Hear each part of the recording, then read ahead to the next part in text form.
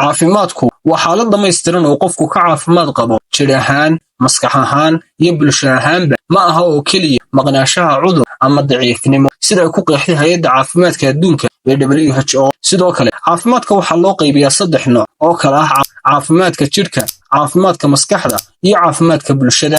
Caafimaadka wanaagsan wuxuu u baahan yahay cunto nafaqo leh, jimicsi joogto ah, hurdo kugu filan iyo maareynta wanaagsan ee stresska nolosha. Daryeelka caafimaad sida nadaafadda, cuntada habboon, jimicsiga iyo baaritaanada caafimaad waxay yareeyaan cudurrada. Caafimaadka wanaagsanna wuxuu kordhiyaa awoodda shaqo, waxbarasho iyo horumarka qofka. Dadka caafimaadka qabay waxay si wanaagsan ula falgalaan bulshada, taasoo sare u qaadaysa xiriirka bulshada.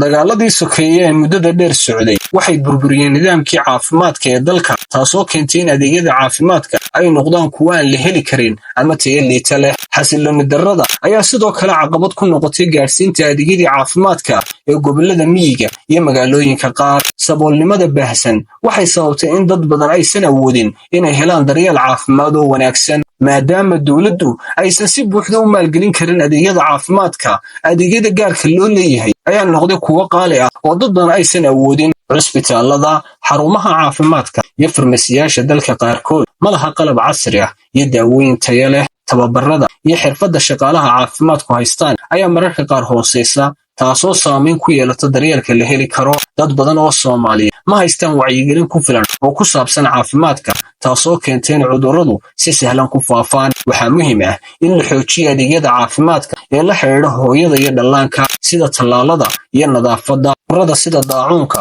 shuban biyoodka, duumada iyo qaaxada ayaa weli caqabad weyn ku ah bulshada. nadaafad xumada iyo helitaan la'aanta biyo nadiif ah waxay sii kordhiyaan cudurrada faafa.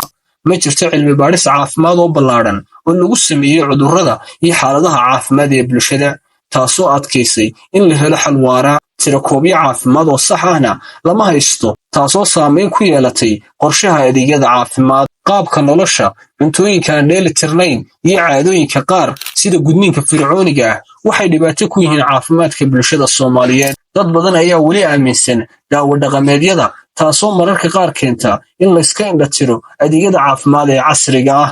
si loo helo xal iyo hab hore looga socon karo, waa in dowladdu iyo hay'adaha caalamiga ahi maalgelin badan ku sameeyaan caafimaadka si loo dhiso xarumo caafimaad oo tayo leh. bulshada waa in loo sameeyo barnaamijyo wacyigelin ah oo ku saabsan nadaafadda, cuntooyinka caafimaadka leh iyo ka hortagga cudurrada.